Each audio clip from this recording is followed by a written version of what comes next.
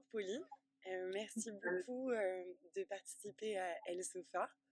Avec toi aujourd'hui on va aborder la notion d'engagement et je pense plus précisément ton engagement social. Euh, et on va aussi, je pense aussi beaucoup parler de solidarité. Mais avant toute chose, je vais te laisser te présenter.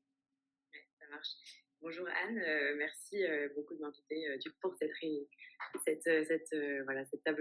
table. Je suis très très contente de participer. Donc je m'appelle Pauline, j'ai 29 ans, je suis adjointe de direction au sein de l'association La Chorba. Et donc c'est une association qui est basée à Paris, donc j'habite à Paris et j'ai fait mes études aussi à Paris. Voilà. Donc ça fait un petit bout de temps que je suis dans cette ville. Et du coup, est-ce que tu peux nous parler un peu peut-être de la Shorba, de ce que c'est, de ce que tu fais, de comment Ouais. tu y es arrivé aussi? Mm. Alors, La Chorba, donc, c'est une association humanitaire qui œuvre dans l'aide alimentaire depuis 25 ans et même 26 ans cette année, puisqu'elle a été créée en 98. Et du coup, à travers différentes actions d'aide alimentaire et aussi d'insertion professionnelle, on aide les gens au jour le jour à subvenir à un des besoins fondamentaux qui est le besoin de se nourrir. Ce de manière le plus digne possible. Donc, c'est-à-dire que nos distributions, elles sont inconditionnelles en grande majorité pour que les personnes n'aient pas à justifier de leur identité, de leurs revenus, etc. Et nos distributions sont en grande majorité aussi en place assise. Comme ça, les gens peuvent vraiment prendre le temps de se poser, de parler avec les autres, de parler avec les bénévoles, de recharger leur portable le temps de la distribution s'il y a besoin, et aussi, sur certaines distributions, d'accéder à des permanences d'aide et d'orientation sociale, ce qui permet de raccrocher de temps en temps les gens au droit commun. Mmh. Donc voilà, donc c'est une association vraiment parisienne, mais de par l'inconditionnalité des dispositifs, on touche beaucoup de gens d'Île-de-France aussi. Les gens se déplacent beaucoup. Ok. Et justement, tu disais finalement, vous les aidez sur beaucoup d'aspects. Et parce que quand on pense des fois à la précarité, on pense peut-être juste au fait de ne pas pouvoir manger ou des choses comme ça. Mais Mm. finalement, c'est beaucoup plus large que ça. Et donc, du coup, pour toi, c'est quoi être en situation de précarité aujourd'hui? Et pourquoi ça te touche, toi, personnellement, tout particulièrement? Mm. Ouais, la précarité, et même la pauvreté au sens large, c'est une notion assez complexe et assez vaste parce qu'en général, il y a plusieurs composantes qui, si l'une apparaît, en fait, entraînent les autres. C'est ATD Carmonde qui fait ça dans une étude sur la pauvreté. Donc, par exemple, en général, quand on perd son logement, en fait, de fil en aiguille, on perd son travail, on perd l'accès aux soins, etc. Parce que du coup, c'est vraiment une désescalade qui fait que le logement étant la base de tout en général, Mmh. quand on ne peut pas bien dormir le soir, quand on a eu froid toute la nuit, quand on s'est fait voler ses affaires pendant la nuit, en fait, c'est impossible d'avoir une vie comme toi et moi, et d'être en forme pour aller au travail, de conserver sa carte vitale pour aller chez le médecin. Enfin, voilà. Donc, en général, la précarité, elle commence par un facteur, donc par exemple la perte de son logement. Et puis, en fait, après, ça va entraîner la difficulté d'accès à une alimentation soit suffisante, soit de qualité, ou les deux, soit du coup manque d'accès à l'eau potable, manque d'accès aux soins, à des permanences juridiques qui permettent de savoir quels sont ses droits. Enfin, voilà, il y a un peu tous ces facteurs-là qui s'entremêlent. Et ce qui rend les choses très difficiles aujourd'hui pour les personnes en situation de précarité, c'est que les démarches administratives sont de plus en plus dématérialisées. Et donc, en fait, si on n'a plus de téléphone portable, si on n'a plus d'accès à un réseau, enfin Internet, ça devient très, très difficile de raccrocher à tous ces wagons. Et donc, il y a beaucoup de gens aujourd'hui qui n'arrivent pas à sortir de leur situation de précarité parce qu'ils ont soit perdu tout moyen de communication, soit juste, ils ont l'âge de nos grands-parents et donc Mmh. forcément, c'est compliqué pour eux. Et donc, cette dématérialisation est c'est un peu une violence administrative, parce qu'en fait, on appelle ça. Et du coup, les gens sont démunis face aux nouveautés technologiques et ne peuvent plus sortir de leur situation à cause de ça. Et moi, ça me touche particulièrement. Euh, je pense que c'est un peu en moi, puisque j'ai voilà, enfin, je ressens cette injustice en fait depuis que je suis petite. Et après, au fur et à mesure de ma vie, j'ai pris conscience de la chance que j'avais d'avoir réussi à faire des études, d'avoir toutes les compétences que j'ai acquises, d'avoir le niveau social, d'être arrivée d'être née dans ce niveau social. Et du coup, c'est un peu cette sensibilité-là qui me dit, il faut que je redonne un petit peu de la chance que j'ai eue aux gens qu'on croise dans la rue et qu'on ne croise pas forcément dans la rue d'ailleurs, puisqu'il y a, on sait aujourd'hui qu'il y a plus de la moitié des gens qui ont recours à l'aide alimentaire qui ont un logement. Donc en fait, c'est des gens qui sont invisibles à l'œil nu, mais qui malgré tout ont des difficultés. Et donc ça, j'en rencontre tous les jours maintenant. Et ça me touche aussi et ça me pousse à continuer dans le sens où en fait, on a l'impression de donner beaucoup on n'a pas l'impression de pas donner beaucoup pour les gens, mais les gens nous redonnent énormément en sourire, en gratitude, voilà, donc c'est aussi un travail très valorisant, donc c'est chouette, voilà. Et puis je pense qu'il y a aussi un peu la dimension finalement aussi de leur apporter un lien social et de les réinclure dans une société qui a peut-être un peu les rejeter. Ouais, carrément. Carrément, il y en a beaucoup qui viennent alors tout dépend des dispositifs alimentaires bien sûr, parce qu'on en a qui sont vraiment très, très fréquentés, donc forcément c'est pas des lieux où c'est agréable de se poser pendant vraiment 2 heures. Mais on a des dispositifs plus petits, plus restreints, où voilà, les personnes sont dans un environnement beaucoup plus calme. Et pour le coup, on sait qu'il y a beaucoup de gens qui ne viennent pas forcément pour l'aide alimentaire, mais aussi parce qu'ils ont perdu le lien social, tout lien social, et qu'ils viennent là-bas pour rencontrer des gens et pour échanger avec les bénévoles, échanger avec les salariés et potentiellement participer à des activités aussi après la distribution. Et donc ça, c'est clair que dans la société actuelle, alors je ne sais pas si c'est Paris vraiment spécifiquement, mais en tout cas, à Paris, on voit beaucoup de gens qui sont très, très isolés, notamment les familles monoparentales et les personnes âgées, quoi. Super intéressant. Et donc, du coup, toi, de mémoire, t'es issu un peu quand même d'un parcours ce qu'on appelle un peu classique, école de commerce, stage plutôt en finance, etc. Et du coup, comment ça s'est passé cette transition justement du stage finance, je sais pas si t'étais à la défense ou pas, mais et jusqu'à assistante de direction d'une association. Comment s'est passé tout ce cheminement pour toi? Ouais, c'est vrai que j'ai passé un petit mois de ma vie à la défense et je n'en reviens toujours pas. Du coup, depuis assez petite, en fait, je sais que je veux travailler. Alors, je ne m'identifiais pas comme dans le social ou dans l'humanitaire, mais je savais que je voulais un boulot tourné vers les autres. Tout ça, c'est venu avec des rencontres, hein, je t'en ai déjà parlé, mais notamment la rencontre du coup d'un prêtre qui avait tout quitté en France pour créer un foyer d'accueil pour les enfants des rues à Manille. Et du coup, ce genre de récit voilà, qui touche énormément à l'humain et où en fait, les personnes se mettent complètement en retrait d'elles-mêmes pour donner de leur temps et leur vie aux autres, quoi. Je ne sais pas du tout si je suis capable de faire ça autant qu'il l'a fait, mais en tout cas, ce concept de redonner un petit peu la chance qu'on a eue et de faire au maximum pour de réparer des choses sur la terre, un petit peu de ce qui est cassé, ça m'a toujours beaucoup touchée. Donc, j'étais très bonne à l'école, donc c'était facile. Donc, du coup, j'ai fait une voie hyper classique, prépa, école de commerce, etc. Et puis, forcément, on rentre dans le système. Hein, donc, comme j'étais persuadée qu'il n'y avait pas d'autre monde que la finance à un moment de ma vie, du coup, j'ai commencé en finance. J'ai continué quand même à me renseigner. Je suis rentrée dans bénévole à la Jamba, et rapidement après la sortie de mon école. Donc, ça me permettait aussi de garder un pied dans dans ce qui était vraiment mes valeurs, quoi. Et j'ai continué à me renseigner sur le fait de comment on peut concilier un boulot comme la finance avec un engagement un peu plus profond. Et j'ai commencé par travailler chez France Active, du coup, qui est un financeur de l'économie sociale et solidaire. Voilà, et donc, en fait, via ça, j'ai rapidement compris qu'en fait, mes compétences étaient utiles dans le milieu associatif et que c'était pas incompatible. Donc, on ne faisait pas seulement de la finance que pour faire de l'argent. Donc, du coup, voilà, j'ai beaucoup appris chez France Active et du coup, un poste s'est libéré à la chambre après. Et comme j'avais bien. Je savais dans quoi je mettais les pieds parce que je connaissais les gens. Et je savais aussi que j'allais pouvoir apporter toutes mes compétences au sein de l'asso et que voilà, travailler dans le milieu associatif, c'est pas du tout faire du bénévolat et ne rien faire. En fait, c'est gérer une structure à part entière. Donc, c'est vraiment gérer une boîte. Il y a des budgets à suivre, il y a des demandes de subventions à faire, il y a des gens à manager. Donc, il n'y a vraiment aucune différence. si ce n'est le fait que ce n'est pas lucratif. Enfin, Mmh. voilà, c'est ça. Et je sais pas si j'ai répondu à la Oui, question. si, ouais. En fait, finalement, ton quotidien en soi, il a pas ton choix, c'est plus la cause et pourquoi tu le fais qui a Ouais, vraiment, qui a vraiment évolué, quoi, finalement. c'est ça.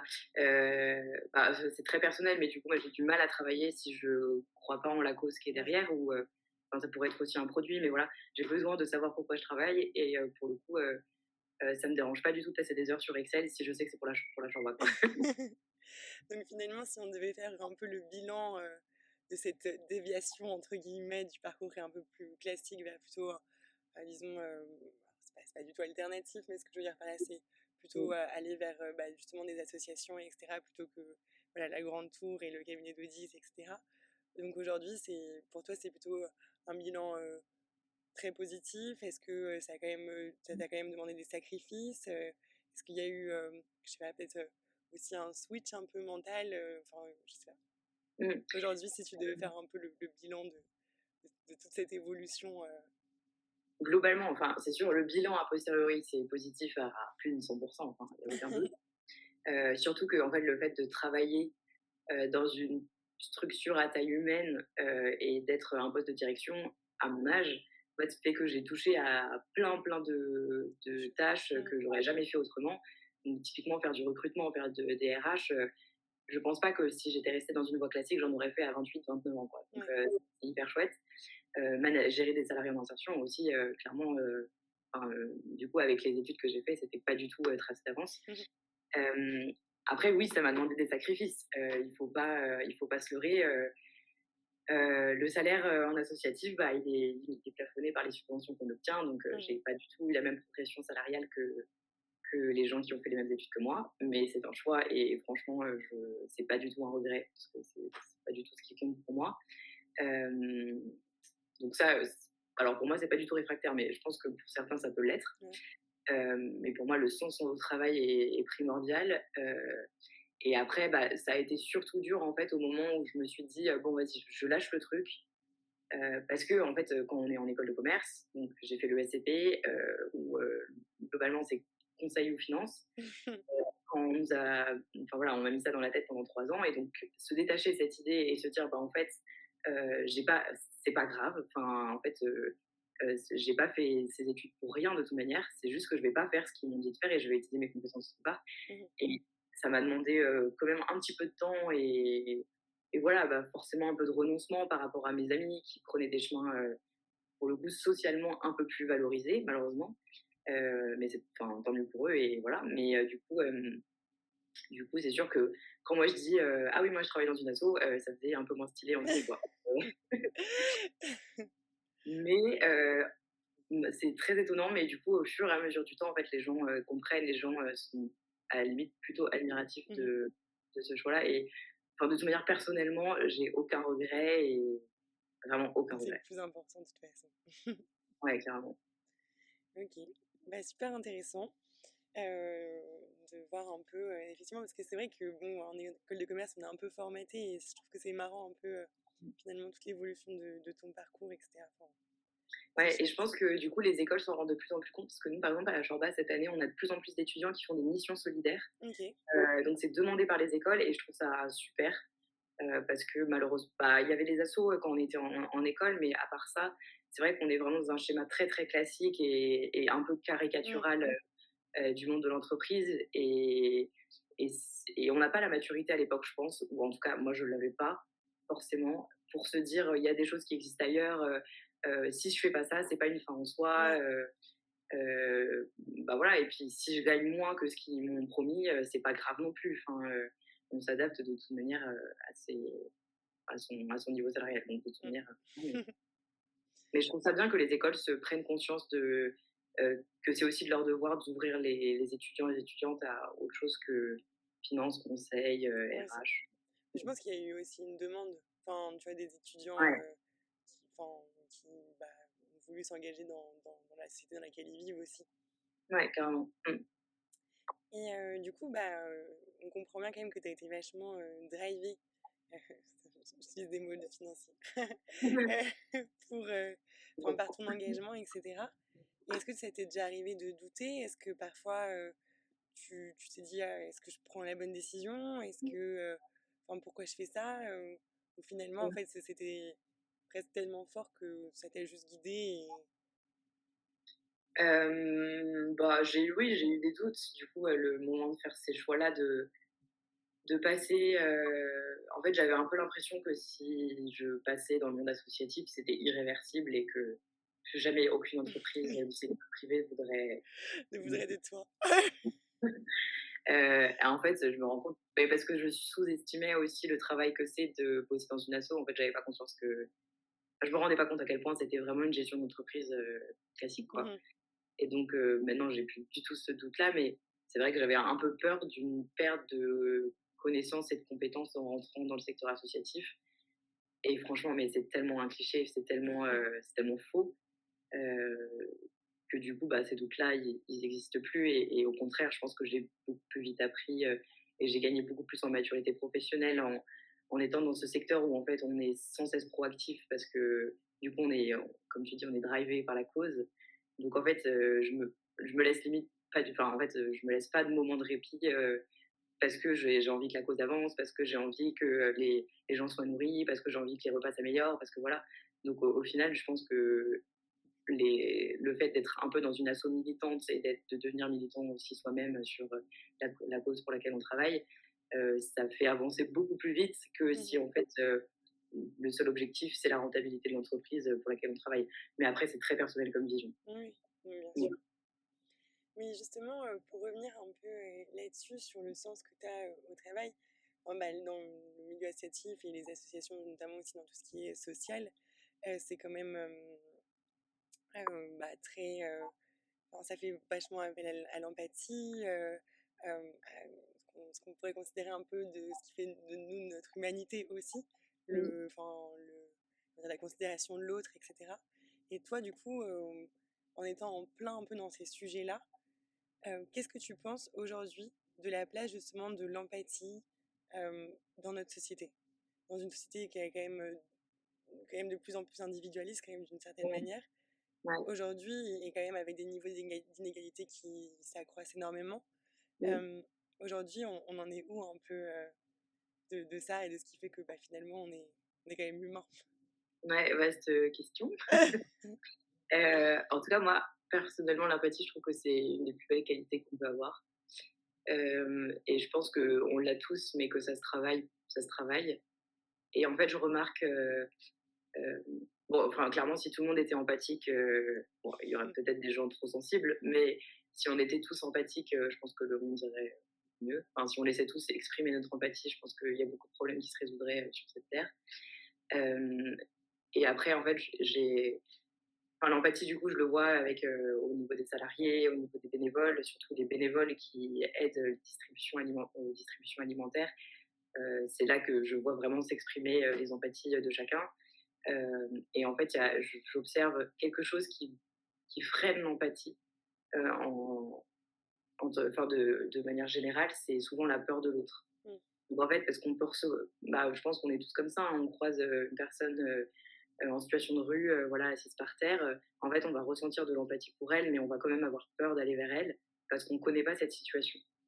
Et, et ce que je trouve chouette, du coup, dans le fait de faire du bénévolat, même une seule fois, hein, c'est qu'en fait, ça nous pousse à aller à la rencontre des autres et de se rendre compte qu'en fait, bah, ces personnes-là, bah, elles sont comme nous, quoi. C'est juste qu'elles ont eu un accident de vie, c'est juste que voilà, elles n'étaient pas forcément adaptées à la société actuelle et ça arrive à tout le monde, ça peut arriver à tout le monde.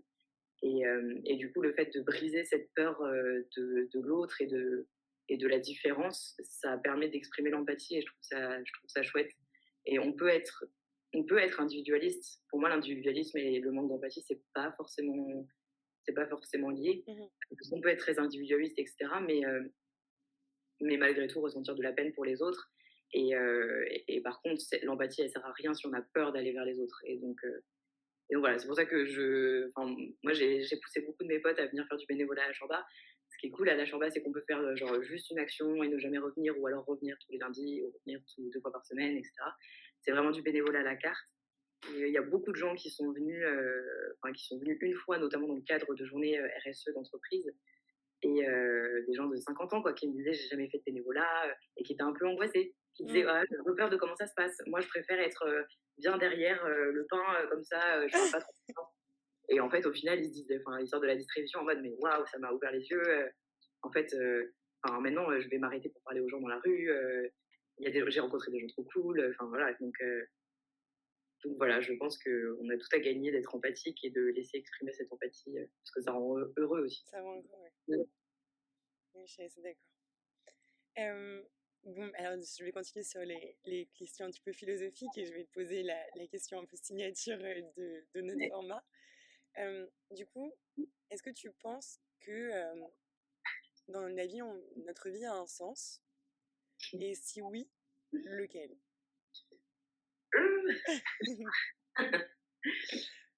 Alors, c'est une question un peu compliquée. Donc, enfin, c'est un peu difficile de répondre à cette question, si en fonction de ce qu'on croit ou pas, si la vie a un après ou pas. Mais en tout cas, si voilà, en mettant de côté cette question, je pense que la vie en tant que telle, je ne sais pas si elle a un sens. En tout cas, l'existence de chaque personne, pour moi, elle en a une. Mmh. Euh, Par rapport à, du coup, à l'écosystème qu'il y a sur la Terre, etc., je pense que l'existence de chacun et chacune a clairement un sens. Et chacune a clairement des qualités, des compétences, une intelligence propre à chacun, à chacune, qui fait que du coup, il y a des choses à faire sur Terre, quoi. Après, est-ce que la finalité de la vie a un sens? Je ne sais rien. En tout cas, c'est clair que parmi, je parle de la Shorba là parce que ça m'a fait rencontrer énormément de gens en 2 ans, et de tout milieu social, de toutes origines, de tout âge. Et donc vraiment, on remarque qu'il y a des jeux, enfin, il y a pas une seule personne qui a pas apporté quelque chose à la Shorba, même en étant bénéficiaire, chacun amène quelque chose. Enfin, Mmh. là, on a besoin de clôturer notre distribution hivernale de repas chauds et les bénéficiaires certains bénéficiaires pendant une semaine, ils ont chanté des chansons pendant toute la soirée pour animer les tables parce que voilà, tout le monde était triste que ça se finisse. Voilà. Et du coup, on a découvert des talents vocaux incroyables parmi les personnes.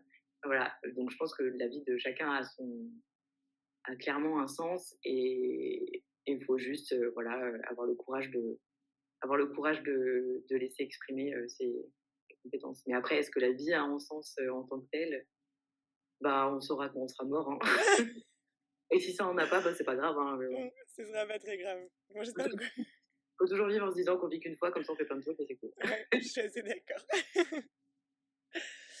Et peut-être une dernière question un peu pour, clôturer un peu ce petit entretien. Enfin, c'est est-ce que toi, il y a des œuvres culturelles, que ce soit des musiques, des films, des livres, qui ont particulièrement, qui t'ont touché et qui ont un peu nourri aussi, toi, ton engagement, enfin je sais pas, qui ont un peu, éveillé la petite sensibilité, en toi et qui t'ont un peu poussé, à agir aussi de ton côté?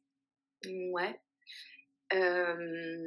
Alors, par rapport à la précarité en tant que telle, je n'aurais pas d'œuvre à citer là tout de suite.